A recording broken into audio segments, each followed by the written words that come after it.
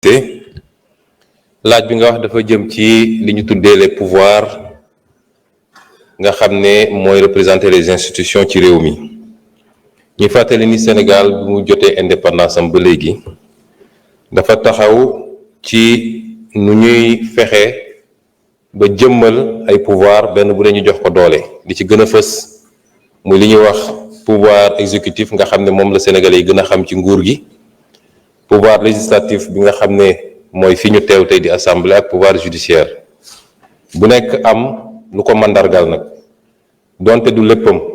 boo jëlee pouvoir exécutif dañuy wax ki ko mandargal dëgg mooy président de la république mu ànd ci ak gouvernement bu premier ministre jiite. boo ñëwee ci pouvoir législatif président assemblée nationale la, bureau bi ak l'ensemble des députés.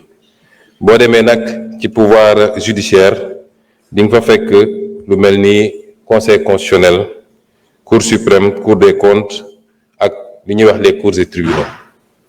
loolu nag benn bu ne dafa am ay cër yuñ ko jox te cër boobu constitution moo ko jox. moo tax débat bi léeg-léeg dañ koy biaisé. li fi nekk ci constitution moom la ñuy doxal. constitution moo ne président de la république mooy clé de voûte des institutions, mooy le gardien des institutions, moom mooy assurer le bon fonctionnement de ces institutions, mooy le chef suprême des armées, mooy doxal la diplomatie, etc., etc. moom mooy définir la politique de la nation. moom moo ne premier ministre am moom mooy doxal la politique de la nation, di chef de l'administration, jiite gouvernement bi. moom moo wax ni justice mooy atte ci turu Sénégalais yi. moom moo wax ni assemblée nationale mooy voter les lois, waaye assemblée nationale it mooy contrôler l'action du gouvernement. loolu dafa leer nañ. kon defe naa polémique mënul am ci loolu. pouvoir kenn ku nekk ci ñoom premier ministre, président de la république moo koy fal, moo koy nommé, waaye du ko jox pouvoir am. pouvoir am constitution la jóge. le premier ministre tient ses pouvoirs de la constitution et non pas de la volonté du président. c'est sa nomination qui ressort de la volonté du président. moo tax nit ñi suñuy wax dañuy tasaare, mais premier ministre li muy liggéey est-ce que dëppoo nag li constitution wax ni lii mooy ay pouvoir am? loolu moo jara xool. noonu lañ koy xoolee ci justice, xool ko ci assemblée nationale bi. léegi nag ni constitution génnee pouvoir yooyu la créer nag les mécanismes de collaboration entre ces institutions, notamment li ñuy def nii benn la ci forme collaboration. est-ce que doy na, mat na, wala dañ ko war a mottali? loolu ñëpp dëppoo nañ ni les institutions ne sont pas dressées pour le sommeil, comme on dit. ces institutions évoluent au gré du temps et de l'évolution des sociétés. ba tax ñu jàpp ni institutions yi war na évoluer.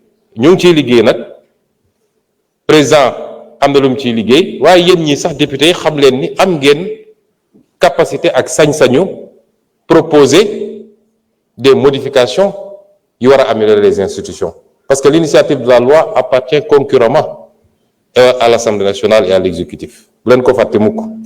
donc du affaire u exécutif kese, waaye lu ñuy def la ci ubbi ko, muy discussion yu yaatu, consensus. am na ci loo xam ne fii biñ fi musee njëkkee ñëw am na benn député opposition, honorable Tafsir Thioye interpellé ma ci réforme yi, waaye dafa am idée bu mu génne woon, ma jàpp ni idée bu rafet la. biñ ci waxtaan ak président dañ koo jàpp, mooy au lieu ñuy génne réforme yi par benn benn, nañu jël le temps de travailler à un paquet de réformes bu xóot boo xam ne bu ñu paree nag ba def large concertation avec toutes les forces de la nation, ñu xool ndax voie référendaire la, est-ce que voie législative la, est-ce que neneen ak neneen. ci loolu la ñu nekk. mais pour le moment Sénégal amul problème mu institution. mu jëm nag ci critique yi ñuy def ci fonctionnement institution yi. dañuy wax ci justice, noonu lañ ko mën a wax d'ailleurs ci assemblée nationale. les lenteurs à l'assemblée nationale il faut ñu wax ci, ndax def ngeen ñaata weer ba léegi règlement intérieur mënagu leen ko jël. fu ne mën na am lu ñu fa gis ni waroon na mën a gën a gaaw, waroon na mën a doxee neneen, mais loolu beneen débat la, parce que sama temps jeex na. dinaa ci dellu si waat parce que dafa am question fond. dese na la 3 minutes dafa juumoon. vous avez 8 minutes. dese na 3 minutes. voilà. bon bu ñu waxee affaire fonctionnement institution yi, ci biir institution yi ñuy xool naka la war a fonctionner. boo demee ci exécutif di nga fa gis loo xam ne du ñu mën a teg baaraam la boo demee ci législatif di nga ko fekk boo demee ci judiciaire nañ fan di nga ko fekk l'institution judiciaire nag dafa am un rôle central ndax moom moo war a stabiliser la nation en réalité moom su doxee ni mu war a doxee mu war a stabiliser la nation mu am ay notions yu ñuy jël man pour man ay erreur la indépendance de la justice d'abord indépendance de la justice tekkiwul un gouvernement des juges où la justice est totalement coupée de tout ñoom ñooy doxal du mu leen neexee d'abord justice pàcc yu bëri la su ñuy wax indépendance de la justice dëgg c'est les juges des juridictions de jugement et de l'instruction certainement mais le parquet par essence kan mooy autorité am mais c'est le parquet reçoit des instructions du ministère de la justice qui n'est pas une autorité judiciaire c'est une autorité politique dans le sens de membre d'un gouvernement buy doxal la politique du gouvernement dans le secteur.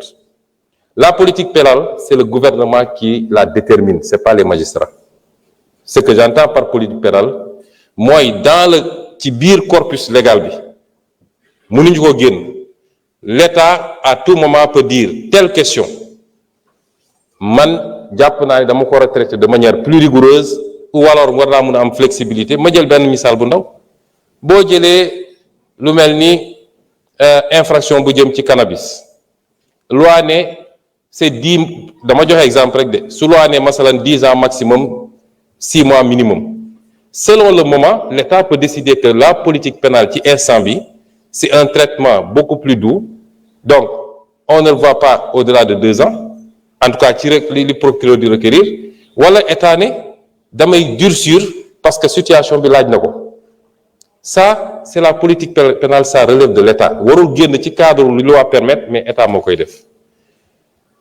la loi dit que le gouvernement chaque ministre a le droit et même l'obligation de saisir la justice sur découvrir une infraction et même d'instruire la justice c'est pour des raisons de rationalité que le gouvernement yëpp dajale ko teg ko ci loxo ministre de la justice kon foofu am na un lien ombilical parce que l'ordre public relève de la responsabilité de l'exécutif dans un pays maintenant les juridictions du jugement ñoom dañoo am seen indépendance ñu teg ko ci ñaar yu am solo bu ci njëkk mooy le principe de l'inamovibilité mooy juge bi mënoo parce que neexuma ba ne dama ko fi jëlee ñaareel bi mooy leur soumission obligatoire à la loi ils ne servent que la loi ils ne reçoivent pas d'instruction seen intime conviction la ñuy juger c'est comme ça que fonctionne la justice. Merci beaucoup jërëjëf.